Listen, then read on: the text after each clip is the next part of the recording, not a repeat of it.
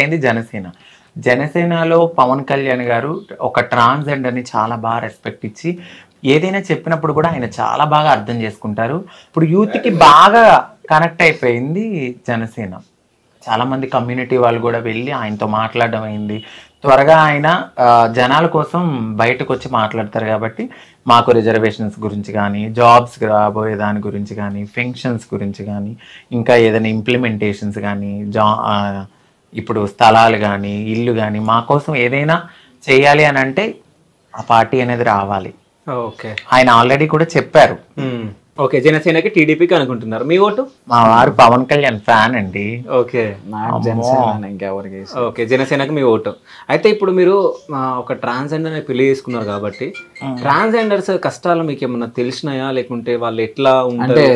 After marriage, after marriage, before marriage రెండు చెప్పండి. అంటే బిఫోర్ మ్యారేజ్ మీకు అంత అవగాహన ఉండలేదు కదా, ఆఫ్టర్ మ్యారేజ్ మీరు అందరితో అంటే వీళ్ళ సర్కిల్ తో కొంతమంది మీ దగ్గరకు వచ్చి మాట్లాడడం అది చేస్తూ ఉంటారు కదా, సో వాళ్ళని చూసినప్పుడు ఏమని ఫీలింగ్ ఉంటది, వాళ్ళ కష్టాలను ఏమైనా చూసారు? అంటే వాళ్ళు యాక్చువల్ గా లైఫ్ అనేది టోటల్ గా వాళ్ళులా మార్చుకోవడానికి కంప్లీట్ గా అన్ని వదిలేసి వచ్చేస్తారు వాళ్ళు.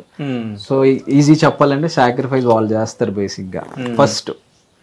సో ఇంటోళ్ళు కూడా సపోర్ట్ చేయరు అట. ఇప్పుడు ఏ ఇంటోళ్ళు సపోర్ట్ చేయరు, ఇట్లా మారిపోతానంటే నువ్వు పుట్టింది ఎలాగా, మళ్ళీ నువ్వు ఇదంతా సమాజంలో మన పరువు పోతుంది అని చెప్పేసి అంటారు కాబట్టి సో వాళ్ళు సాక్రిఫైస్ చేస్తారు వారి జీవితాన్ని అక్కడ ఇంట్లోనే.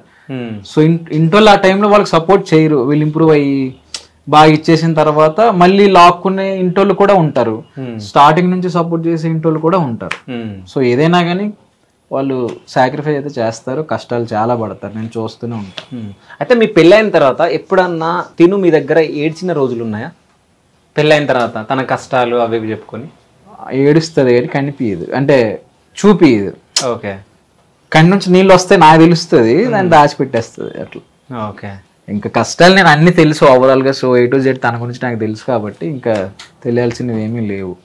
మామూలుగా అదే కొంచెం ఇప్పుడు ప్రెషర్ ఎక్కువ అయింది, కొంచెం ఇల్లు కొంచెం హెవీ బడ్జెట్ అయిపోయింది కదా. సో బంగారం అది ఇది తను ఇష్టంగా కొనుక్కునే బంగారం పెట్టుకుంది కదా. సో అది ఇది గుర్తొచ్చి కొంచెం అప్పుడప్పుడు స్ట్రగుల్స్ అవి గుర్తొచ్చి ఏడుస్తుంటది. ఓకే, సో అంటే మీరు ట్రాన్స్జెండర్ గా చేంజ్ అయినప్పుడు ఎంత డబ్బు ఖర్చు అయింది మీకు? నాకు అయిందండి 10. సో అంటే మీ ఆపరేషన్ 10 లక్షలు ఖర్చు అయిందా? అవునండి. ఓకే, అంత డబ్బు ఎక్కడి నుంచి వచ్చింది మీకు? ఇట్లానే భిక్షాటన చేసుకోవడము, కొంచెం మా ఫ్రెండ్స్ అప్పిచ్చారు నాకు. ఓకే, ఒకరు 3 లక్షలు ఇచ్చారు, ఒకరేమో 2 లక్షలు ఇచ్చారు. ఆ తర్వాత కొద్ది కొద్దిగా వాళ్ళకి తీర్చుకుంటూ చిట్టీలు వేసుకుంటూ తీర్చాను నేను. ఓకే, అయితే ఇప్పుడు ట్రాన్స్జెండర్ కి ఒక చెడ్డ పేరు ఉందండి.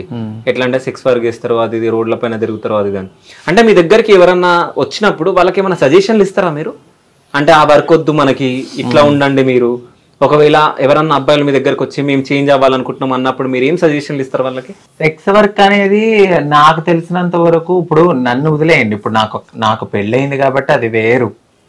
సెక్స్ వర్క్ చేయడం అనేది ఆపేయాలనుకున్నప్పుడు మాకు ఫస్ట్ ఒక ఉపాధి అనేది ఇవ్వాలి. ఇప్పుడు చూస్తూ ఒక మనిషి ఆకలి చచ్చిపోతుంటే ఎవరు ఊరుకోరు కదా.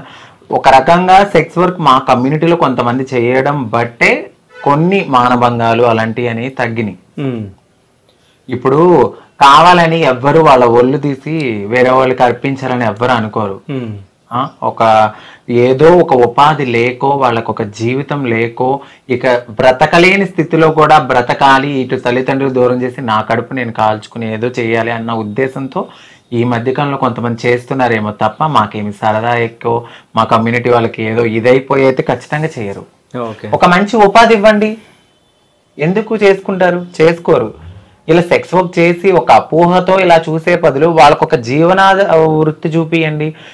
గిన్నెలు కడుగుతాకెళ్తే మీరు అసలు హోటల్స్ పెట్టారు కొంతమంది ట్రాన్స్జెండర్స్, మీ దగ్గర తినమని వెళ్ళిపోయారు. దానికి పనికిరం మేము. మేము సొంతగా వృత్తి చేసి కూరగాయలు అమ్ముకుంటే నీ దగ్గర కొనకూడదని చెప్పి పక్కన కొన్న వాళ్ళు ఎంతో మంది బాధపడిన ట్రాన్స్జెండర్స్ ఉన్నారు. అట్లానే ఐటీ ఎంప్లాయీలోకి వెళ్ళిన వాళ్ళు కూడా కొంచెం అవమానించి కొద్దిగా మానేసిన వాళ్ళు కూడా ఉన్నారు. మీరు ఎంకరేజ్ చేయండి, డిస్కరేజ్ చేయొద్దు. హోటల్ పెట్టుకున్న వాళ్ళని కూడా మీరు తినకపోతే మీ దగ్గర తినము అని చెప్పి వెళ్ళిపోయిన వాళ్ళు కూడా ఉన్నారు. అలాగే నైట్ పూట నుంచుంటే మాత్రం వస్తారు. అంటే మీరే కదా మమ్మల్ని అలా ప్రోత్సహిస్తున్నారు. అదే మీరు నార్మల్ గా వీళ్ళు ఏదో వృత్తి చేసుకుంటున్నారు, కడుపు నిండా అన్నం పెడుతున్నారని అలాంటివి కూడా ఎంకరేజ్ చేస్తుంటే అవి రావేమో. అయితే ఇంకోటి నేను ఒకటి చెప్తాను, ఒకవేళ మా వాళ్ళు ఆ వృత్తి చేసిన మాకన్నా ముందు నోరు తెరిస్తే పలానా అబ్బాయి బయటకు వచ్చారు అనుకుంటే ఎన్ని కాపురాలు కూలిపోతాయి.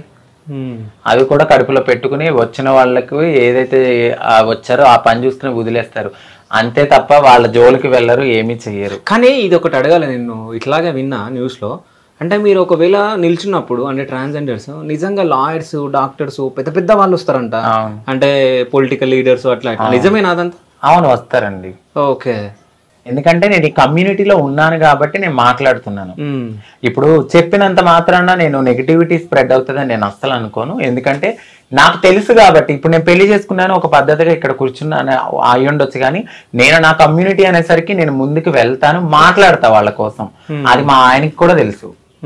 సో నేను మాట్లాడతాను వాళ్ళ కోసం, ఖచ్చితంగా నేను పోరాడతాను. ఎందుకు రారు? ఎంతో మంది యాక్టర్స్ వాళ్ళకి ఏది నచ్చొచ్చారు, వాళ్ళకి ఏదో నచ్చొచ్చారు, కానీ వాళ్ళ గురించి మేము బయట చెప్తే ఎన్ని కాపురాలు కూరిపోతాయి. ఎంతసేపు వీళ్ళే చేశారు వీళ్ళే చేశారు. మీరు ఎందుకు వెళ్తున్నారయ్యా? వెళ్ళకండి. మీరు ఎందుకు వెళ్తున్నారు? వెళ్ళొద్దు. నుంచి వాళ్ళే వెళ్ళిపోతారు. మీరు వెళ్తున్నారంటే మీరు అప్పుడు మరి అలాంటప్పుడు వాళ్ళు ఎందుకు వెళ్తున్నారు? నుంచున్నారేమో అనుకుని వదిలేయచ్చుగా. దీంట్లో 2 రకాలు ఉన్నాయి. ఇప్పుడు నేను నార్మల్గా నడుచుకుంటూ 12ంటికి నేను నడుచుకుంటూ వచ్చినా నేను అదే అనుకుని అన్న కూడా ఆపిన వాళ్ళు ఉంటారు. అలా కాకుండా కడుపు కోతకి వెళ్ళి నుంచున్న వాళ్ళు కూడా అలాగే అనుకుంటారు. మరి వచ్చి మీరు ఎలా వస్తున్నారు? పెళ్లిళ్ళు చేసుకుని మీరు హ్యాపీగా ఉండండి. వాళ్ళు ఎంతమంది ఆడపిల్లల జీవితంలో మరి మోసం చేస్తున్నారు?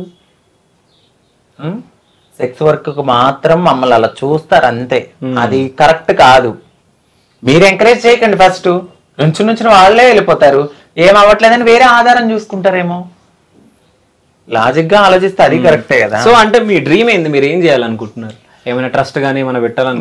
ఫస్ట్ అయితే నేను, మా వారు, మా పిల్లలు, మా ఫ్యామిలీ మేము కొంచెం సెటిల్ అయ్యాక ఈ యూట్యూబ్ మీదనే నాకు ట్రస్ట్ పెట్టాలన్నంత లేదు, కానీ నాకు తోచిన దాంట్లో ఎవరో కొంతమందికి హెల్ప్ చేసుకుంటాను. సో అంటే నేను మీ దగ్గరికి వచ్చా, నేను 1 వీక్ బ్యాక్ నేను ఒకరిని ఫోటో తీయడం జరిగింది. సో మీ రాజుగారు సో మాదాపూర్లో ఒక పబ్బులో ఒక అమ్మాయితో నాకు కనిపించారు. సో ఆ ఫోటో మీకు చూపిస్తా. సో మీ రియాక్షన్ ఎట్లుంటుంది?